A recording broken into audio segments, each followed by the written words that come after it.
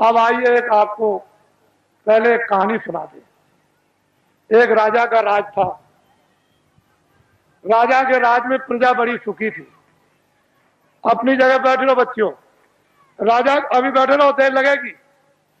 अभी बैठे रहो, देर लगेगी। राजा के राज में प्रजा, अभी सब चीजें देखो, अभी देर है। राजा के राज में प्रजा बड़ी दुखी थी, सुखी थी, हर तरह से संपन्न थी। न्याय से, खुशहाली से, समृद्धि से, सोने से, चांदी से, कपड़ों से, अन्न से, व्यवहार से, उठने से, बैठने से, सेवा से, मोहब्बत प्यार से, सबसे सुखी थी। दो बच्चे थे। राजा ने अपने बच्चों को महात्माओं के आश्रम में पढ़ने के लिए भेज दिया। अकस्मात कोई सहयोग की बात, अकस्मात राजा का देहांत। प्रजा बहुत रोई।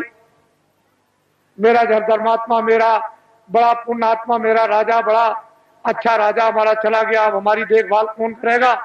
तो लड़कों को बुलवाया विद्वानों ने कि भाई बिना राज के रात तो ठीक नहीं है, तो इसलिए एक काम करो कि अब भाई ये तो स्थान ग्रहण कर लो।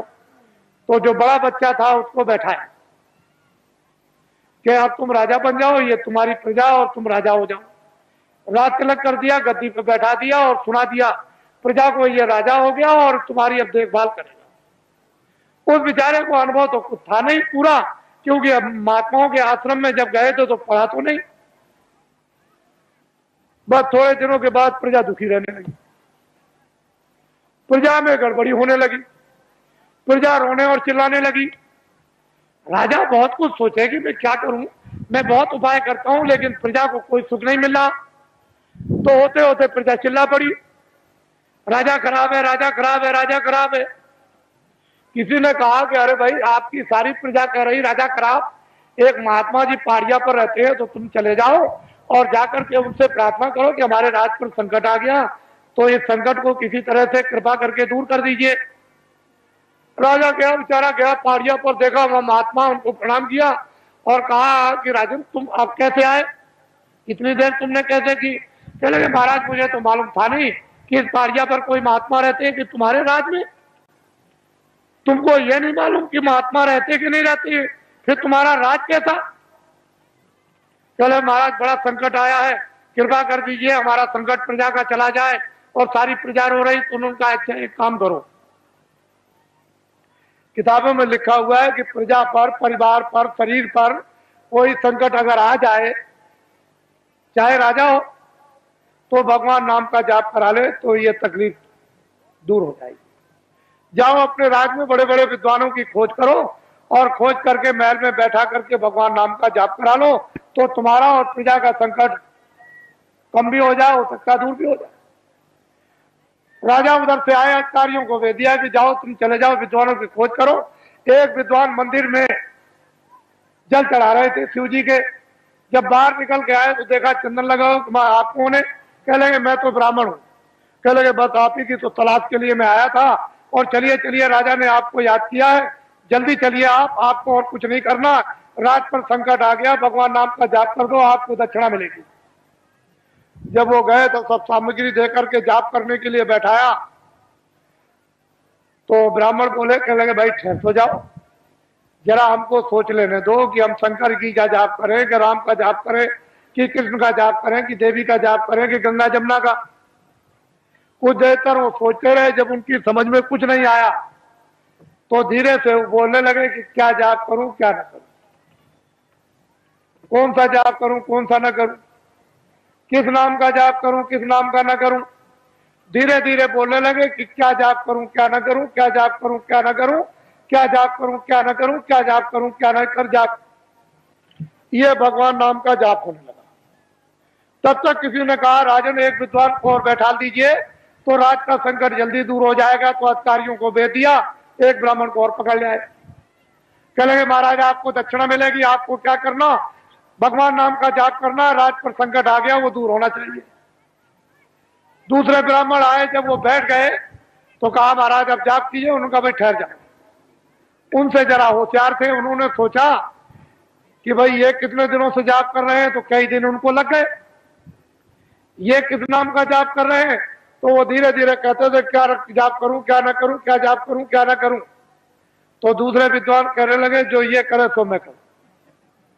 जो ये करे तो मैं करूं, जो ये करे तो मैं करूं, जो ये करे तो मैं करूं, जो ये करे। तब तक किसी ने कहा कि राजन, अगर एक विद्वान को और बुला करके बैठा दो तो राज संकट जल्दी दूर हो जाएगा। तो दौड़े अधिकारी, दौड़ाया तो तीसरे ब्राह्मण को और पकड़ लाए। वो दोनों से होशियार, उनसे कहा महाराज आपको अच्छी दक्षिणा मिलेगी, भगवान नाम का हाथ जाप कर दीजिए। तो जब बैठ गए तो उन्होंने कहा भाई ठहर जाओ, मुझे सोचने दो, विचार करने दो, जाप करने के लिए तुम्हें आए।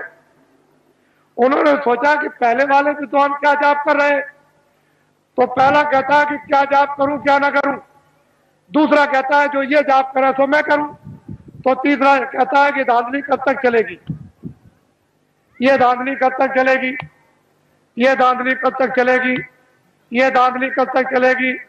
तब तक किसी ने कहा राजन तुम्हारे राज का सब नाश हो जाएगा। अरे 3 विद्वान जाप के लिए नहीं बैठाए जाते हैं, ये त्रिदोष हो जाएगा तो राज में संपात हो जाएगा। चौथे विद्वान को जल्दी खोजो और उसको ले आओ, तब राज संकट जाएगा। तो दौड़ पड़े अधिकारी, चौथे को पकड़ लिया। जब चौथे आए तो तीनों से चौथे होशियार। उन्होंने सोचा कि भाई पहले वाले 3 क्या कर रहे हैं, तो एक कहता है कि क्या जाप करूं क्या ना करूं, क्या जाप करूं क्या ना करूं, तो दूसरा कहता है जो ये करे सो मैं करूं, जो ये करे सो मैं करूं, तो तीसरा कहता है ये धांधली कब तक चलेगी, ये धांधली कब तक चलेगी, तो चौथा कहता है कि जब तक चलेगी जब तक सही, जब तक चलेगी जब तक सही, जब तक चलेगी जब तक सही, जब तक चलेगी जब तक। ये चारों जाप कर रहे हैं। एक कहता है कि क्या जाप करूं क्या ना करूं, दूसरा कहता है जो ये करे तो मैं करूं, तीसरा कहता है ये धांधली कब तक चलेगी, ये धांधली कब तक चलेगी, तो चौथा कहता है जब तक भारत की जनता नहीं जगेगी तब तक चलेगी, जब तक भारत की जनता नहीं जगेगी तब तक चलेगी, जब तक भारत की जनता नहीं जगेगी तब तक चलेगी, जब तक भूमि जोतक खितियार काश्तकार नहीं जगेंगे तब तक ये धांधली चलेगी। किसी ने आकर के कहा कि राजन बड़े बड़े विद्वान भगवान नाम का जाप कर रहे, उसको देखा जाए।